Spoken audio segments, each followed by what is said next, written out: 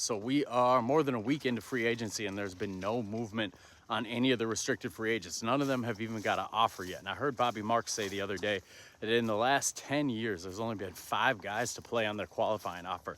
And we got 4 guys right now that are looking to get big offers. So could we potentially see 4 guys play on a qualifying offer this year? That would be crazy. Now, to be clear, I don't think all 4 of them will play on their qualifying offer. I really think there's only 2 of them that will. One of them is Cam Thomas. Just makes sense. You know, he had that injury last year. He missed most of the year, but when he was playing, he was a top 15 scorer in the NBA. And there's always been questions to his game. Does it translate to winning? Are you best off with him as your 6th man? Can you really rely on him when it counts? Does he play any defense? So for him, it would make a lot of sense to come back on his qualifying offer, play 1 more year in Brooklyn, put up stats, and enter a much more robust market. The other one is Quentin Grimes.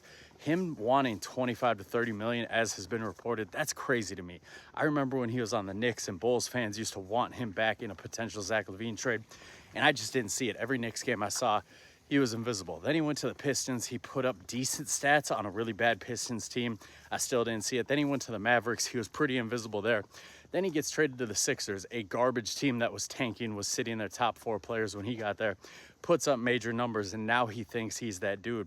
Classic good stats, bad team guy. I could see him playing on that qualifying offer. That becomes really interesting for Philly because then they got Maxey, they got Grimes, they got Edgecombe, and they got McCain all in that backcourt. That's a very stacked backcourt. So I could see him playing on the qualifying offer too. I can't see Josh Giddey playing on the qualifying offer. It seems like him and the Bulls are going to come to a deal eventually. We just don't know what that deal is going to be. It seems like he wants 30 million a year. The Bulls want him closer to 20 million a year. They're probably going to meet in the middle, somewhere between 25, 27 a year, probably for 5 years. The Jonathan Kuminga one is super interesting because he thinks really highly of himself. He turned down 30 million before the season. He really thinks he's that dude. To me, he's a good stats, bad team guy. I think it says a lot about a guy when he wants out of a situation like Golden State, when he says a coach like Steve Kerr isn't doing right by him, when he says he can't play next to Steph Curry. That says a lot to me about a guy. I wouldn't be wanting to invest in somebody like that. And it seems like other teams are kind of feeling the same way. The weirder thing is the Warriors, they don't want to just lose him for anything, but there's been reports there's certain teams they don't want to trade him to. So I don't know what's going to happen with that. I can't see him taking the qualifying offer because he doesn't seem like he wants to be in Golden State. So we'll see, man. We'll see what happens with him. The Heat are always lurking for him. That's kind of been the hot rumor. There was a lot of Bulls rumors, and I was praying to God it wouldn't happen. Seems like those rumors have died down.